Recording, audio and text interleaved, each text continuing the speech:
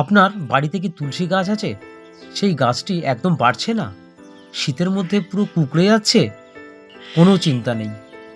Tips number ১, প্রথমত আপনার এই পটিং মিক্সটাকে চেঞ্জ করুন, অর্থাৎ পটটাকে চেঞ্জ করে দিয়ে রিপটিং করুন। এর মাটিগুলো যেগুলো রয়েছে সেগুলো পুরো ছাড়িয়ে ফেলে দিন, শুধু রুট বলটাকে রেখে। টিপস নাম্বার 2, একটা ঝুড়ি নিয়ে নিন, যেটার মাধ্যমে কোনো কিছু জিনিস চালা যাবে বা বেশি ফাঁক ফাঁক থাকে। আমার কাছে ছিল কিছু ভার্মি কম্পোস্ট। এই ভার্মি কম্পোস্টটা আমি একটু চেলে নিয়েছি সুন্দর করে, ফাইন করে।